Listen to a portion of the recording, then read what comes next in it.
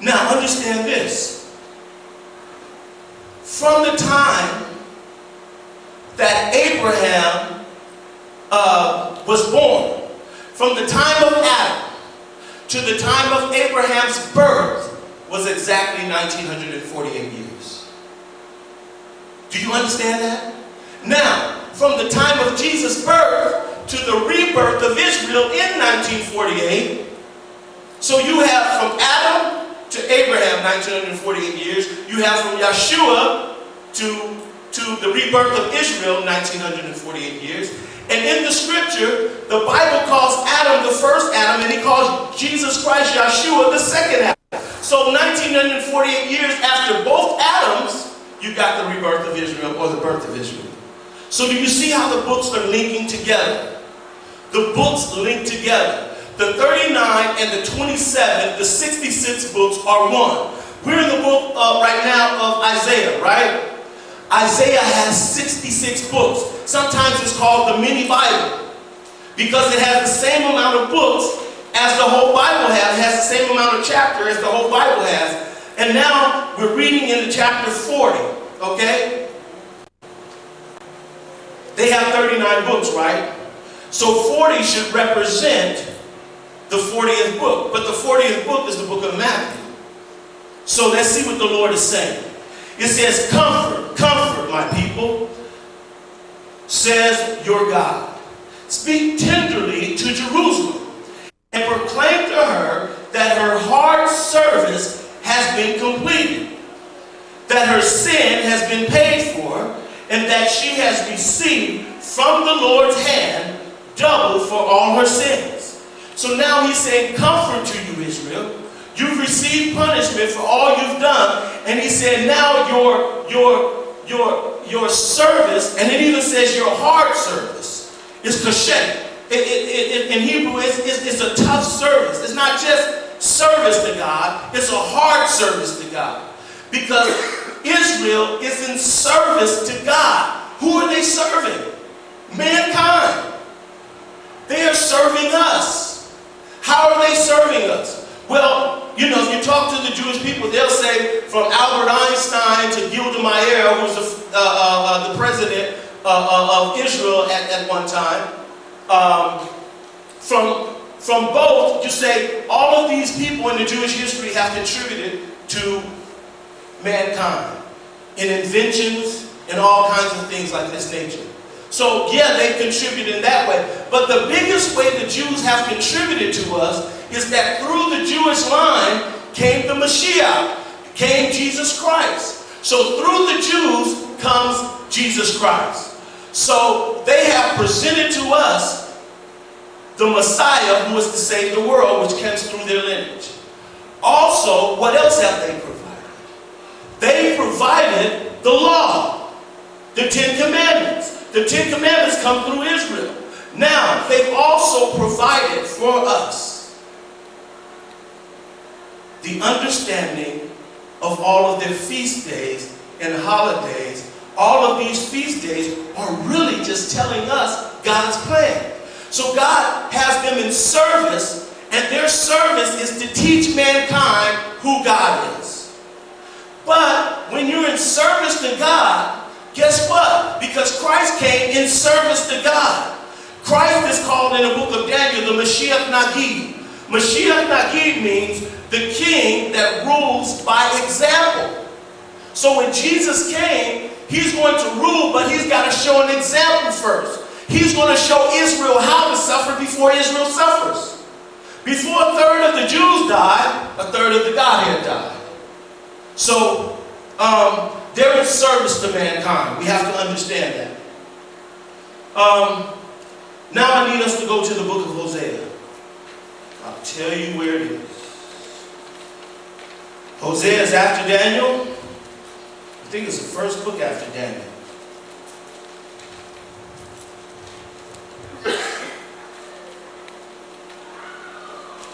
Okay.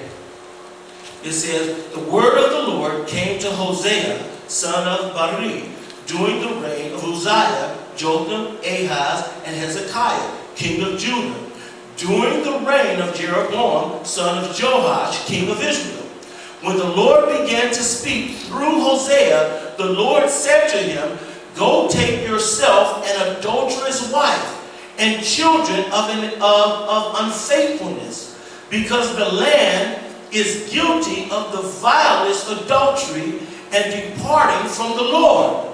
So now he tells Hosea to go and take for himself an adulterous wife. What lesson is he going to teach Hosea by having him do this? He wants to show Hosea that Israel was married to me, and they have become adulterous by going into the other nations and beginning to worship other gods. So since his wife Israel was being disobedient, he wanted to show an example of what he was going to do with his disobedient wife. So here we have, in here, he's telling Hosea, and Hosea is the same as saying Yeshua in Hebrew, but let's stay away from that and talk about Hosea's marriage. Now it says here, in verse 3, so he married Gomer, daughter of Debalim, and she conceived and bore a son. Now he marries this woman, and her name is Gomer. Okay? It is not an accident that he married Gomer. Everything in the Bible means something. So we'll go back to Hosea. If you can mark it or put a pin there or something, go ahead and do it. But I want to go back all the way to Genesis chapter 10, so we find out who is Gomer and why did he marry Gomer.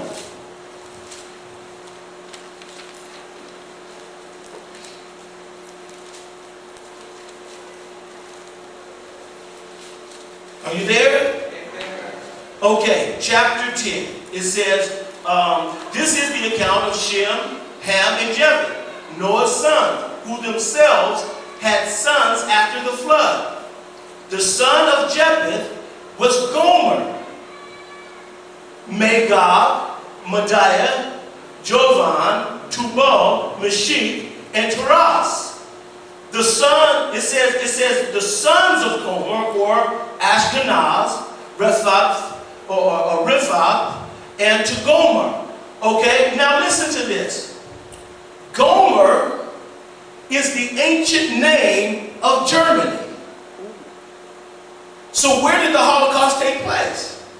In Germany, right? So now Gomer is the ancient name of Germany. Now if you go further, Magog is the ancient name of Russia. So you had many Jews that were suffering in Russia. If you could now, if you ask a Jew who is from Europe, and you say, "Are you an Ashkenazi Jew?" Ashkenazi means a European Jew.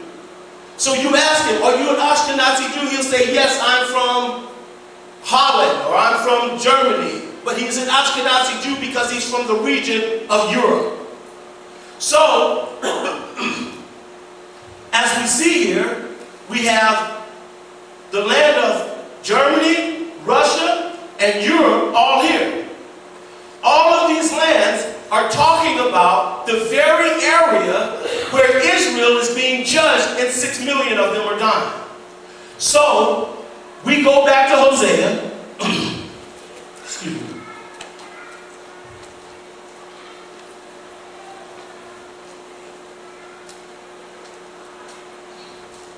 We go back to Hosea,